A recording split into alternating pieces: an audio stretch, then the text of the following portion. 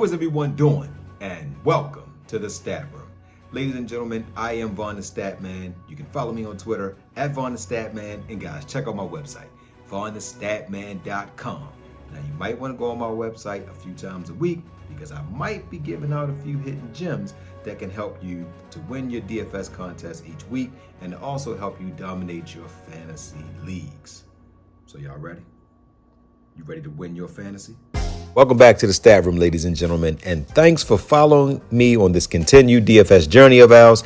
And as you can see on the screen, guys, this is the results from the 5STUDS.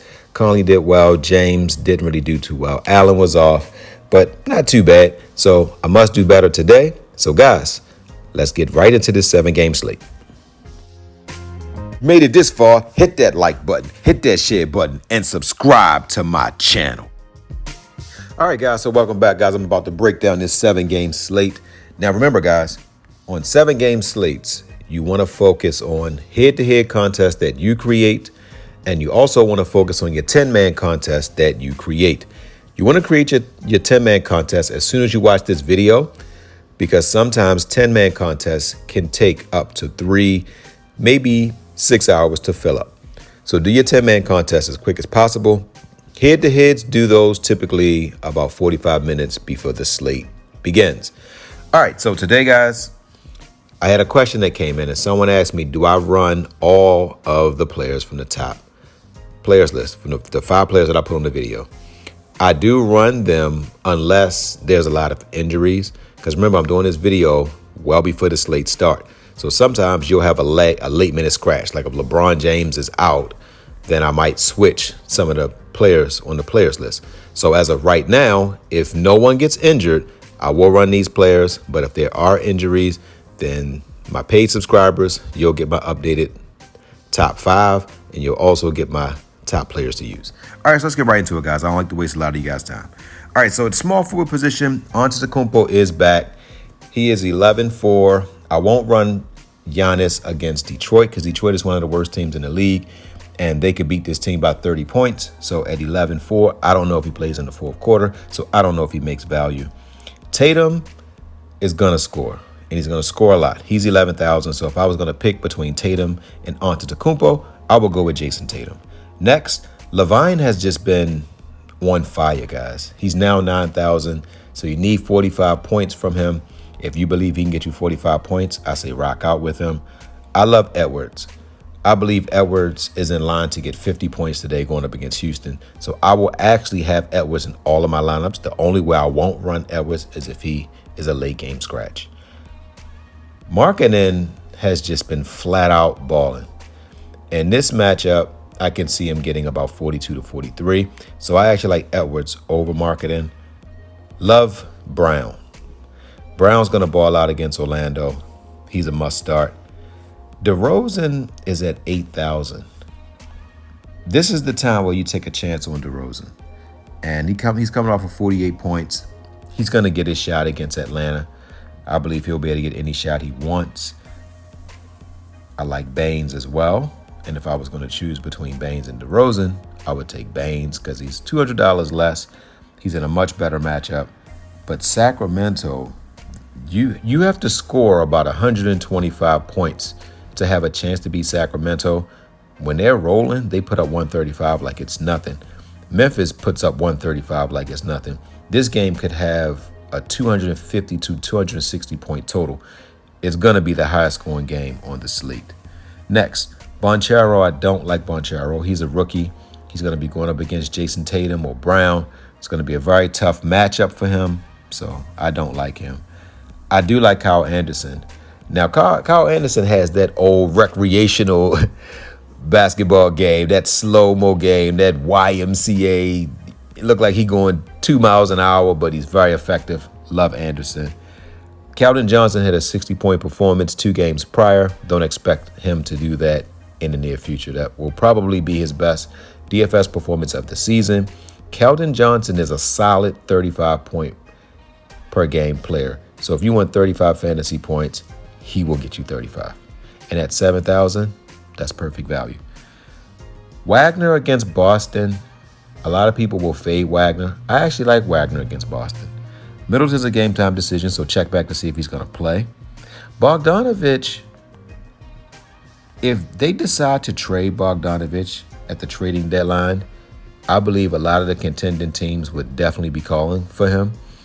I think a team like Brooklyn could use him. The Lakers could definitely use Bogdanovich. If they get Bogdanovich, they will probably make it to the playoffs. Bey at 6'4", I wouldn't run him at 6'4". He's such a risky player because his shot is hot and cold. And let's just look at Bey for a second. He does impact 4 stat categories. He's been pretty consistent. Okay, he looks pretty good. Barnes, I do like Barnes. Herter, I like him. I just think that's going to be a high-scoring matchup. McDaniels, also, I think Charlotte, Utah is going to be the second highest-scoring game on the slate. And Bogdanovich from Atlanta is a game-time decision. I love Hart at 5'8". Richardson, I like him. McDaniels, don't know how I feel about McDaniels, but it's a great matchup. I can say McDaniels get you about 25. At 5'7", you need 30. You want him to get you 30 fantasy points. Hunter at Chicago, hot and cold with him. I do like Beasley. Brooks is such a tough player. Like, he plays a real tough physical game, but his shot, he doesn't shoot the ball well. So even if he gets you 5 rebounds, 5 assists, a steal, a block, he might only get you 8 points. So guys that don't shoot the ball well, I kind of don't want to play those guys. Martin has been doing pretty well. I would take a chance on him. Mary is the rookie from Sacramento. Big fan of his. He's a solid 25-point per game player. Hayward, I think this will be his second game back, yes. And Hayward has to score because Utah is going to score. So I do like Hayward. Gordon, for 5'2", I would rather have Hayward over Gordon. And P. Williams has been pretty consistent as of late. You got Socrae at Portland. I do like him. McConnell, I don't like him with Antetokounmpo back. Diallo has been getting pretty solid minutes. I do like Diallo at 4'9". Allen, not with Giannis back, not Davis. Tate has been getting pretty solid minutes too, but he hasn't really been producing. Walker, I don't like. Eason doesn't get the minutes. He had 26 in the last game, but I'm not sure if he's going to get the minutes. McDermott, I do like. Ingles won't get the minutes with Giannis back, and he's so hot and cold. Horton Tucker with Conley balling is going to barely touch the floor. Ross, don't like him, and I don't like anybody else. So guys, you want to win your fantasy? Start these players. You want to win your fantasy? You better start point guard Russell. You want to know why? Well, he's on 40-point watch, and he's going to get you 8 assists. So if you want to win your fantasy, start Russell. You want to win your fantasy? You better start shooting guard Edwards. You want to know why? Well, he's on 50-point watch, and he's going to get you 35 real-life points. You want to win your fantasy? Start Edwards. You want to win your fantasy? Start small forward Brown. You want to know why? Well, he's on 50-point watch, and he is the second leading scorer on Boston. So he's going to get all the shots he can handle. You want to win your fantasy? Start Brown. You want to win your fantasy? Start power forward Grant. You want to know why? Well, he's a safe play to get you 35 fantasy points. So you want to win your fantasy? Start Grant. You want to win your fantasy? Start center Pulte. You want to know why? Well, he's on 35-point watch, and he's going to get you 10 rebounds. So if you want to win your fantasy, start Pulte. And my word for today is risk. Ladies and gentlemen, if you want to achieve financial freedom, or if you want to achieve a high level of greatness, a certain amount of risk is necessary. Example, when I pursued my acting career before COVID, I wanted to be on the top shows on the networks. So I knew I had to go to LA. I moved to LA with $750, didn't know a soul. So I had to take a certain amount of risk. When I got to LA, I landed 4 TV show roles. You guys know I did Major Crimes. You also know I did a film that's actually on demand right now. Those films don't take place if I don't take a certain amount of risk.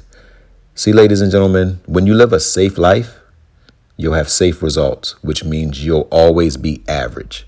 So if you want more out of life, take some risk. Love you guys.